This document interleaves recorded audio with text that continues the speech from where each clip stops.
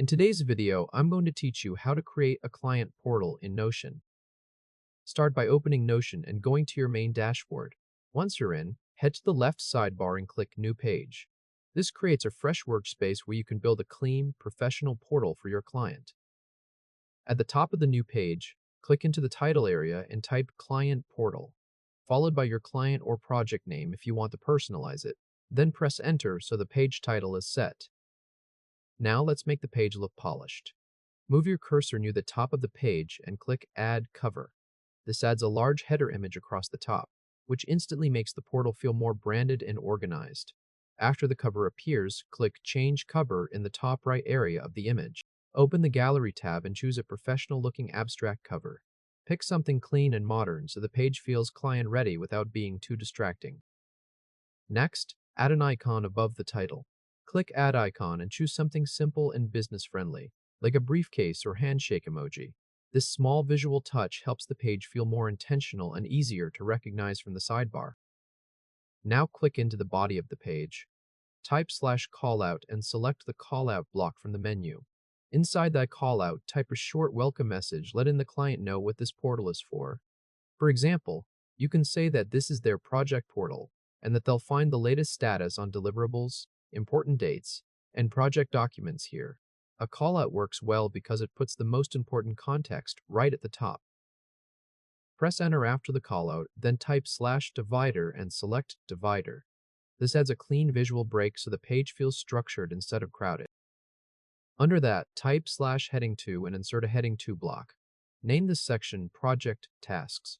This will be the main area where the client can quickly see progress and deadlines. Press Enter below the heading, then type /table and choose Table View. When Notion asks how you want to create it, select the option to create a new database inline. This places the task table directly inside the page instead of linking out somewhere else, which keeps the portal easy to use.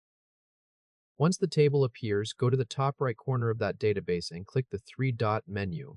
In the menu, choose Merge with CSV. Then select your task CSV file from your computer. This is a quick way to bring in structured task data all at once instead of entering it manually. After the import finishes, you should see columns like Name, Status, Due Date, and Priority already populated.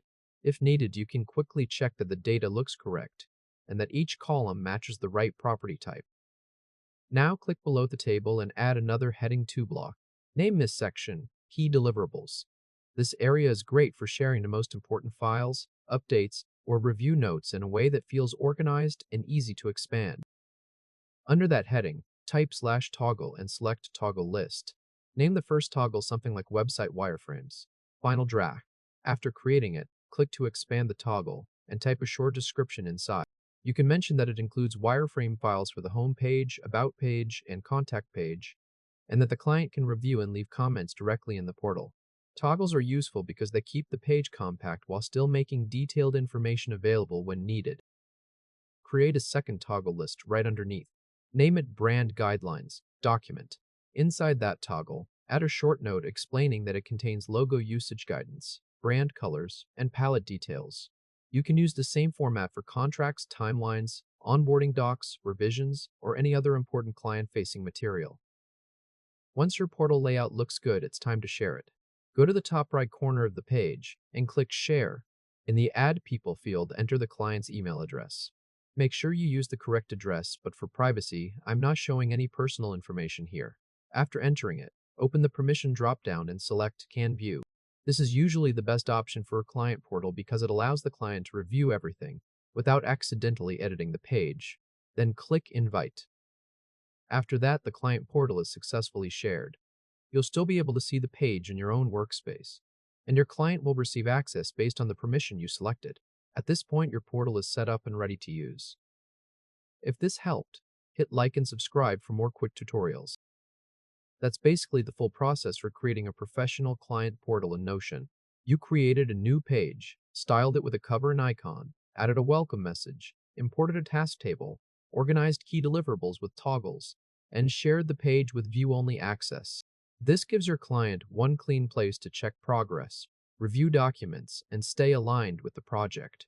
Go ahead and try building one on your end, and once you do it once, you can easily reuse the same structure as a template for future clients.